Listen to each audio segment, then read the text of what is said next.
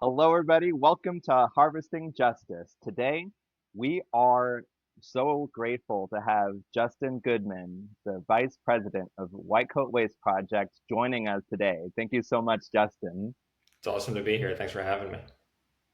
Justin works for the White Coat Waste Project, which, as one of its many things it does, works against aborted fetal tissue research happening in particularly government laboratories. And I'm sure that there's a lot more that I'll learn about them over the course of this interview. So, Justin, why don't you tell us about White Coat Waste generally, how it got founded, its heart, its mission, and its relation to getting involved in combating aborted fetal tissue research. Sure, yeah.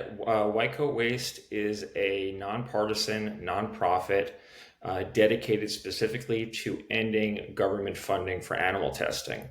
And I'll explain in a moment how that intersects with the issue of fetal tissue research. But a lot of people don't realize that the US government, not cosmetics companies, not pharmaceutical companies, the government is the single largest funder of animal testing, not only in this country, but in the world. About $20 billion of taxpayers' money is wasted every year on animal experimentation. And we work on all different types of experiments. Right now, we have campaigns to end testing on dogs and cats, working to defund unaccountable, non transparent laboratories in foreign countries. But we really dig deep to see where the government was wasting our money and how we might be able to end it. And back in 2019, what we discovered is that Anthony Fauci's division of the NIH and other divisions of the NIH had been spending money. Obviously, fetal tissue research was an issue already. Many people in the life movement have been concerned about that for a long time and been fighting to end that for a long time.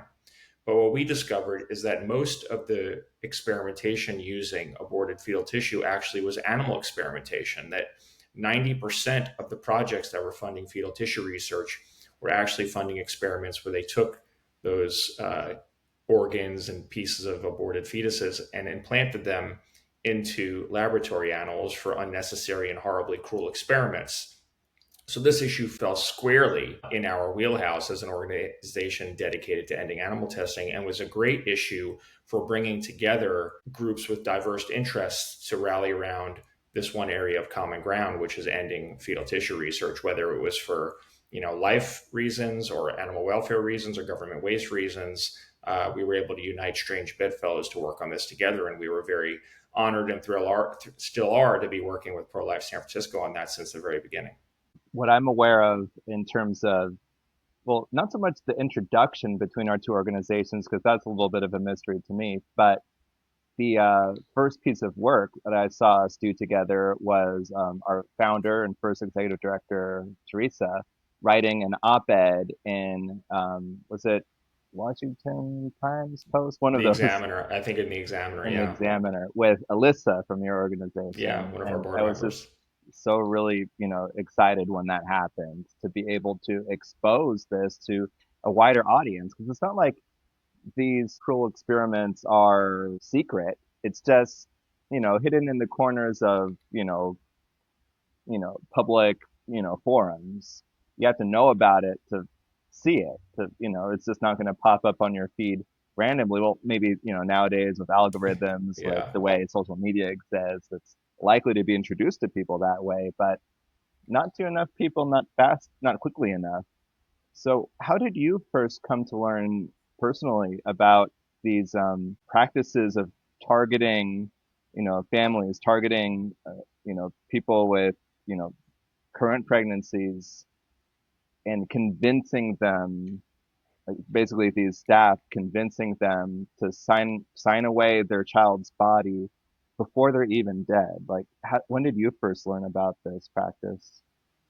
So I think it was in 2018 when we first started focusing on this. But just to rewind a little bit, I'm the senior vice president of advocacy and public policy, so I kind of head up our lobbying and policy shop as well as our communications department. But our president and founder, Anthony Bellotti, the way he got started in all of this is he actually worked in a laboratory when he was a teenager, an animal lab. Mm, He thought he wanted to go to medical school, and he was able to get an internship as a high school student at a hospital in New York City. And he shows up for work the first day, and it was an animal testing lab. And he was horrified by what he saw. He worked there for a few weeks, left, and thought, I can't do this. I'm not going to medical school. I need to go into a different line of work. He ended up going to work in politics. And some of the big campaigns he worked on, he was doing grassroots campaigning and fundraising for a few big campaigns, including defund Planned Parenthood. So that issue was always kind of top of mind for our organization, as there was kind of natural fits, not only necessarily between the subject matter, but certainly how the issue was being addressed. And that campaign, the Defund Planned Parenthood campaign, actually was part of the inspiration for what we do in terms of looking at a government program that's opposed widely and thinking about how do we stop this? Let's get the government out of it. Yeah. Let's cut the funding. And that Redirect was, those monies to somewhere where it's better suited to yeah, actually exist to help people overall, not help and harm people in a nefarious branch of, you know, public. It's just so disheartening to see like how in many corners Planned Parenthood and organizations like them, and you could say the same about many, laboratories, doing many wonderful things, finding treatments and cures for people, saving lives, but at the same time extinguishing and harming and so many other lives and throwing medical ethics out the window completely, throwing, animal welfare out the window completely. yeah. I mean, at the end of the day, the truth is, with regard to whether it's fetal tissue experiments with animals or animal experiments more generally, is that it's incredibly archaic and unnecessary, right? So whatever people might think of the merits of these things, I hear the same arguments all the time by pro animal testing people by the industry as I hear from the pro fetal tissue community, which Mm, is babies are going to die, lives aren't going to be saved if we don't take aborted fetuses and implant them into animals, or if we don't torture dogs, cats, and monkeys, science is going to come to a halt. And in both cases, it's absolutely not true. It's fear mongering, and it's preying on people's concern for them, their families' welfare and their own welfare. Uh, and it's really unscrupulous for scientists who are getting paid with taxpayer dollars to kind of justify what they're doing by scaring the public into thinking it's necessary for them to continue, whether it's fetal tissue experiments or other animal experimentation. So there's a lot of overlaps when we started looking at this issue, and that's when we came to meet Teresa, who we had a lot of other things in common with, and thought this was a great area of common ground that we could work on together. And we were able to unite not only Pro Life San Francisco and White Coat Waste around this, but Americans United for Life, Democrats for Life. There were a lot of other organizations back in 29 that came together. We did an event on Capitol Hill advocating to defund fetal tissue research. We worked with Congress. I think we were able to rally maybe 77 members of Congress to sign on to a letter urging the Department of Health and Human Services to cut the funding and do some fact finding. So, yeah, it's been a really great example of kind of strange bedfellows to it. And that's how you win. That's how you win in Washington. That's how you win campaigns is you have to, in an election, you need 50% plus one, but it's the same thing on any campaign. Like, you may have half the country on your side, but you need to figure out a way to bring in some new blood and widen the tent. And that's what this project that we've been working on with your group has allowed us to do over the last, I guess, 2019 to now 6 years, 7 years, is widening the tent on this issue, because we've done polling on this too. And universally, we have, a majority of people across this country, Democrats and Republicans, who don't support implanting parts of aborted fetuses into lab animals for these grotesque experiments. So it is a nonpartisan issue. There is bipartisan agreement on this, despite what the press or some members of Congress might make you think. This is something that most people are opposed to. They shouldn't be forced to pay for it, whether they care about it, again, for animal welfare, for sanctity of life reasons, or for any other reasons, or just modern science. I mean, this is not something we need to be subjecting anybody to anymore or wasting any more money on. So we are, encouraged by the recent announcement by the NIH that they won't renew the funding for the fetal tissue grants. But I guess we'll get to that in a minute. yeah.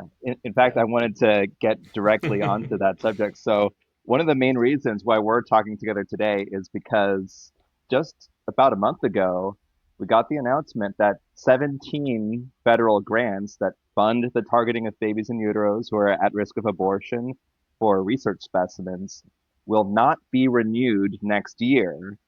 And of course, we understand that this is a victory against fetal organ harvesting.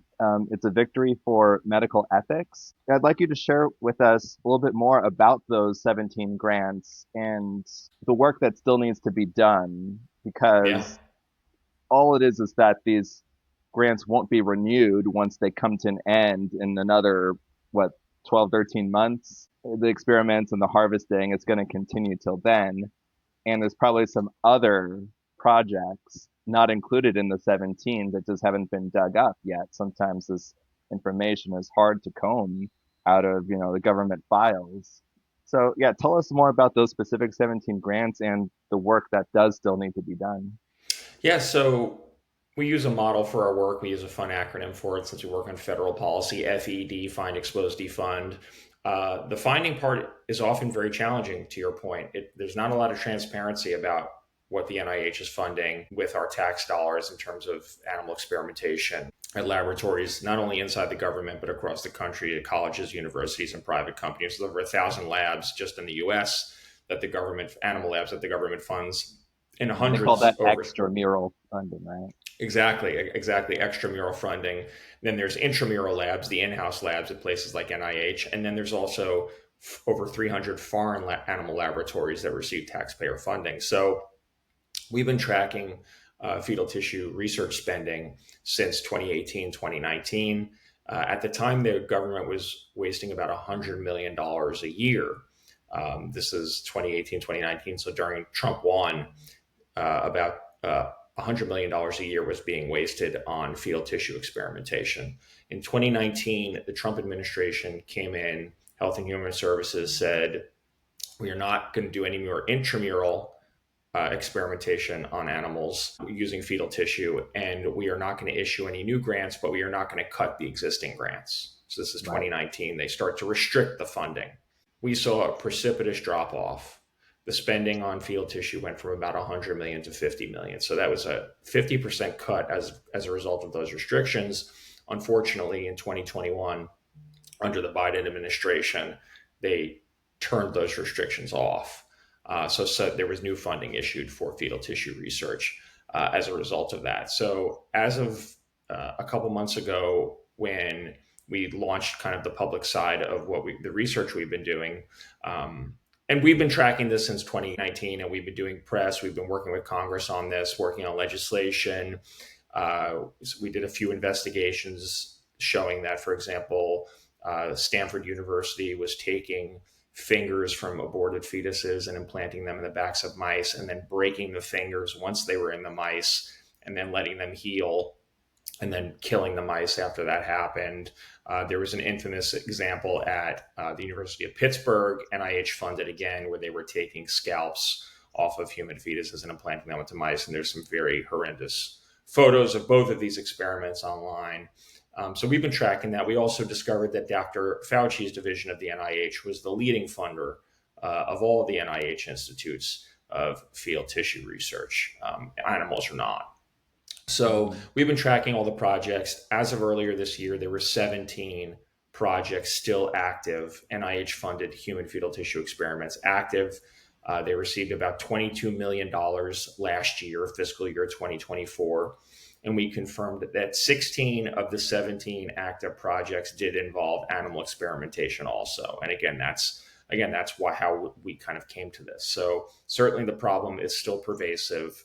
And we put this data out, and we worked with Breitbart to put out a story encapsulating all the new data we had on NIH fetal tissue spending, because both RFK Jr. and Jay Bhattacharya, during their confirmation hearings, committed to no longer funding fetal tissue research. Yet 6 months, 7 months, 8 months into the administration, there had been no policy announced, there had been no restrictions announced, and we had these 17 projects that were still active. So that's why we waited about half a year to publicize this, is because we thought, okay, we'll give them a chance to do the right thing. And again, we don't know that it was never going to happen, but it hadn't happened yet. So we put this out, And less than 24 hours later, after we exposed these 17 active grants, NIH wrote to Breitbart and said we will not be renewing any of these 17 grants. Yeah. Now, to your point, that's great news. Great news. Not only do we not need them to renew these old grants, though, we need them to commit to not fund any new ones. And we do need to have the NIH dig and determine whether or not there are any others that weren't identified in our search. Because the way we found these was by searching for projects in the NIH database that were tagged as human. There's an actual spending category Hmm. in the NIH database, human fetal tissue. So we go through, we search all the projects, we find all the projects that were flagged human fetal tissue. Those are the 17 we're discussing. And then we dig down into those and we see what are they actually doing? What are they doing? Where are they getting the tissue from? Where do they do, how does it involve animals? Where is it going on? How much money has it gotten? So that's kind of the research process. So we've identified these 17. There may be more. And we also want to make sure once these projects are phased out, that new ones are not started up. So that's the next piece, is ensuring that not only these 17 are not renewed, but any existing other ones are not renewed, and that Hmm. no new ones are started up. Now, to prevent what happened during after the first Trump administration, during the Biden administration, Congress is also going to have to pass legislation to prohibit funding for this, because otherwise it's like so many other issues in Washington. It's just going to go back and forth forever. The Yeah. new administration will come in, get rid of the restrictions. The next one will come in, put them back in place, and then it goes on and on and on. One of the things that always annoys me whenever the topic of abortion is spoken about on a national stage, like in typically, news media, in newspapers, it's always painted as this left, right, blue, red issue. And I came into, the pro-life conviction before I learned a single thing about politics. And when I did hear that Republicans were, had the pro-life plank, I thought that meant, oh, that means I should sign up to be a Republican. Tried that on for like a year, it's just that on paper, but it really meant nothing to me. So swap to libertarian, let that sit on the files for a little bit of time, and then I'm like, I really don't know anything about this. Let me just switch back to what I was like at the very beginning, originally. Independent, just politically homeless is another term that I've heard Yeah, people use. So when they talk about things like abortion and fetal organ harvesting, or the clinical language fetal tissue research, and they just cast it in this partisan sort of team A, team B, these people support it, these people don't. It's while that reflects what the federal government, what Congress is currently behaving, how they're behaving now in terms of their votes and wherever they throw their support, it doesn't reflect the people. It doesn't reflect the populace. As you said, there's several different types of people who are on board to ending these cruel study designs that just need a refreshment, that just need an injection of, ethical alternatives. We don't want science to stop. We just want ethics to be brought back in. And this exists across our political divisions. And yeah, I just hope that Congress, like you said, can open their ears, even the stubborn, uh, the federal Democrats keep their ears open to hear our voices and then act accordingly to protect these children, to stop these unnecessary thousands upon thousands of animal deaths as well. So, yeah. What else do you want to say about Congress? Because no, I mean, right I now think you're exactly right. I they need to think, hear from us, right? yeah, I mean, no, I mean, I think you're right. I think that the traditional left right dichotomy, or Democrat Republican dichotomy, does leave a lot of people out. People like yourself who feel politically homeless, that no one represents your views. And I mean, the Democratic Party has done a pretty good job of alienating anybody who is not, just pro-choice across the board. I mean, there used to be pro-life Democrats who agreed with the rest of the platform, but were, felt differently on that issue, and they've also been, for the most part, removed at least from federal positions. Trinae McGee, she's a state legislator, and Katrina Jackson, she's also a state legislator. So I just want to see, yeah, more people like that coming up, but then just, you know, extreme, even people on both sides of the political stream, both sides Yeah. paying attention to this issue and hearing our hearts about it, because this is a loss of life situation. Yeah, and this is an issue that there is bipartisan agreement on. Again, to your point, despite what you hear in the press or see on social media, when it comes to these kind of grotesque Frankenstein experiments where you're taking pieces of aborted babies and implanting them into lab animals to see what happens, and you know, spleens, livers, bone marrow, brain, fingers, scalps. I mean, the list goes on and on. I mean, it's a big, it's like animal testing. It's a business. It's a and there's a cottage industry that's built up around it, and it's subsidized by the government, and that's almost the only way it can exist. And that's the problem with animal testing too, is that no one would be paying for these things if the government wasn't paying for them, at least not to the degree that they are now. That's why our Right. mission is kind of get the government out of the animal testing business, because the types of things we see, the types of thing you and I are discussing right now, or giving pregnant monkeys THC edibles, injecting puppies with cocaine. I mean, this is stuff that's happening right now with our tax dollars, and no one's going to fund that if the government's not funding it. So for us, that's why you defund these programs. There's always a risk that the private sector will pick up the bill for some of it, but in most cases, that's not going to be what happens. In most cases, these industries are going to go the way of the dinosaur because they don't really have value beyond lining the pockets of the people who are literally making money doing it. So, Hmm. but I think the fetal tissue issue has been something that's been as I said earlier, a great way to unite the left and the right, people who care about animals, and there's people who care about animals across the political spectrum. But I think it has been a way to let folks on the left know that there are issues that may have seemed historically like they are the exclusive territory of Republicans or the right wing or whatever you want to call it, but actually they're sympathetic to and supportive of. And I think, certainly based on the polling we've done, when we ask Democrats, Republicans, Independents, people across this country if they support human fetal tissue research with animal experiments, uh, people across the spectrum don't support it and say they don't want their tax dollars funding it. So we might, it's like anything else. I mean, I don't have a political litmus test for anybody, for my friends, for my family, for the people I work with. I work with everyone from the Freedom Caucus to the Squad. We don't have to agree on everything. As long as we agree on something, we can build on that common ground. But I don't expect everyone to agree on everything, no one agrees on everything. So it's unrealistic and counterproductive to only align yourself and work with people who are in lockstep with you about everything, because your universe is going to be very small. Your Right. universe of influence is going to be very small because you're only yelling into an echo chamber. So for us to win our issue and other issues that are important to people, we work very hard to widen the tent, to bring new blood into the movement, to work with strange bedfellows. I work with pro-life groups. I work with small government groups. I work with some anti-government groups. I work with more traditional animal welfare groups, doctors groups, veterans groups, and everyone in between. We just find one area where we can agree on something and we want to get something done.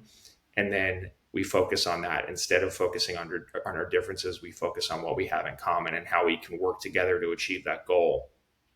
And I think the work we've done with you all has been a great example of that. Teresa, obviously, yeah, Teresa's a perfect example of someone who is not your traditional pro-life advocate for sure.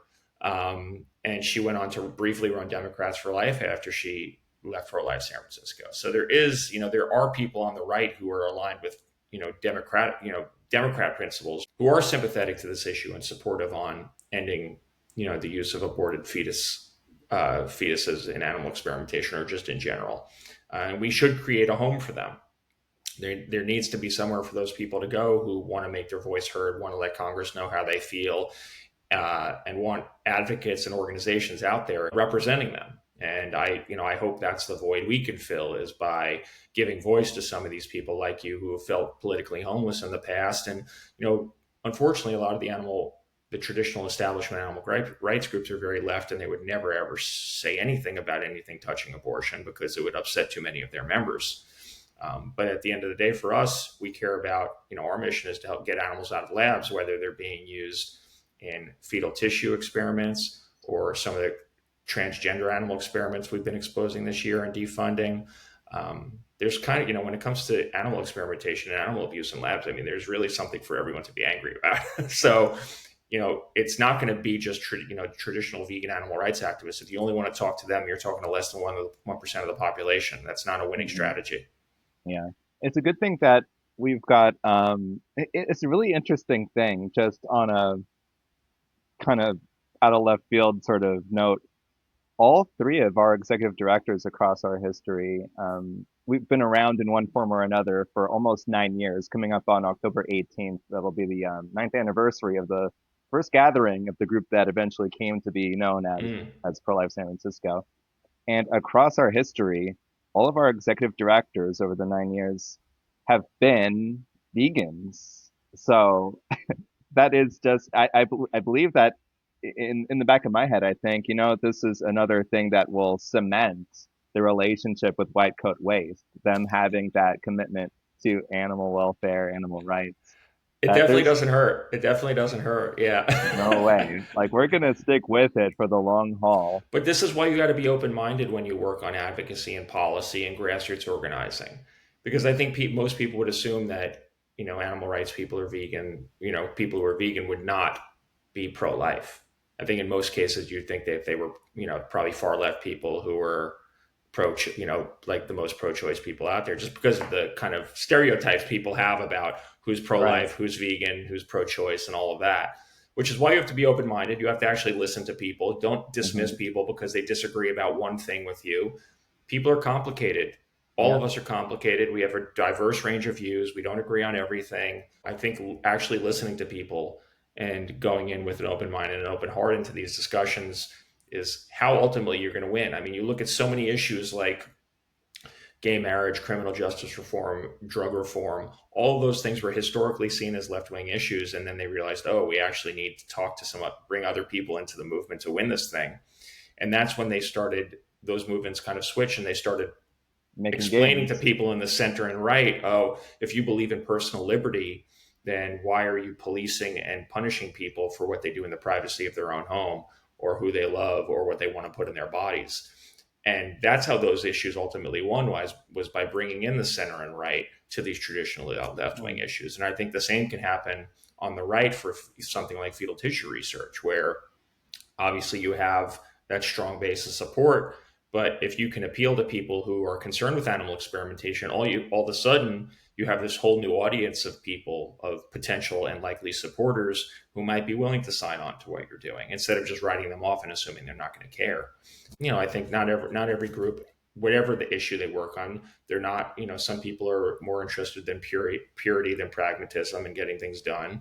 That's certainly not the case for me or our organization. I think certainly for you all, you know, you've been very good about reaching across the aisle and trying to bring in new blood, which is what makes your group different than a lot of other groups. I mean, I think that even the existence of Pro Life San Francisco probably surprises some people. We still get to this day messages from people saying, "I can't believe this is a pro-life group in San Francisco." Yeah. But there've been multiple. We're not the first. There's been pro-life activity in our city since the 60s and 70s. So we Yeah. cannot claim to be the only ones.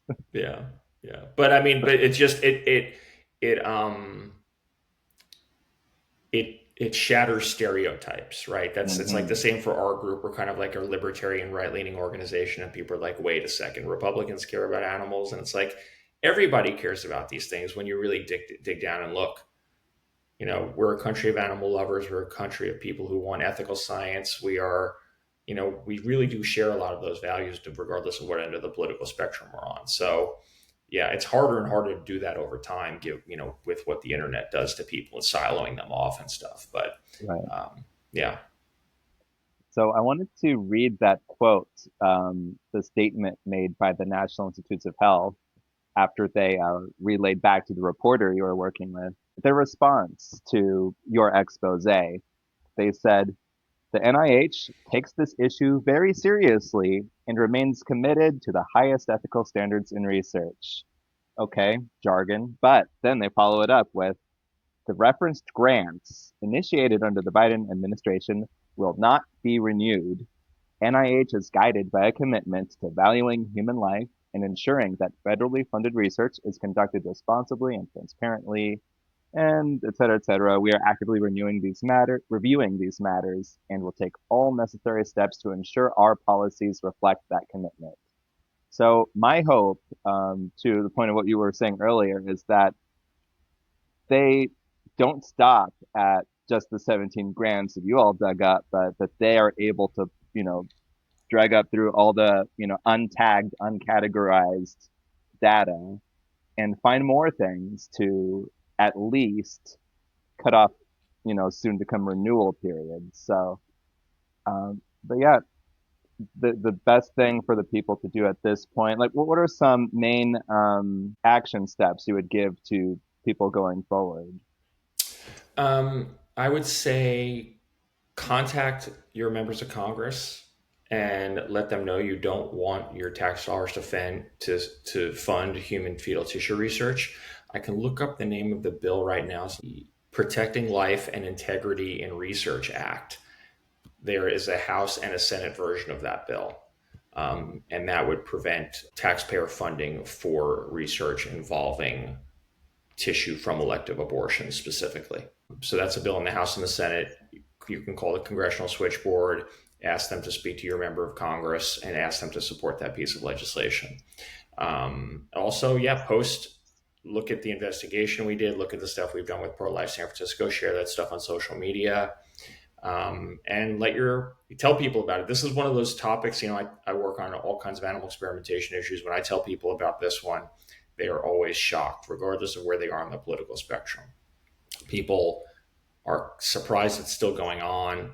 And when you start telling them some of the details of what's going on, most people are really horrified by that, especially with regard to the animal experimentation stuff. We're not just talking about petri dishes and test tubes, and the combination of fetal tissue and laboratory animals is just the way they do it. And the photos that are available from these experiments, from these laboratories that they put out themselves, are really, really the stuff of nightmares. So it's worse than Frankenstein experiments. I know that that's like one of the most helpful, useful phrases that even my ears like perk up, like, oh wow, that's such a clear way to communicate to people the problem with this. But it's even worse than that, because these companies, these research universities, these government laboratories, they target the moms and their babies when that pregnancy is still existing. It's really strange. I heard a really, really strange comment from the former NIH director, Francis Collins, on a podcast.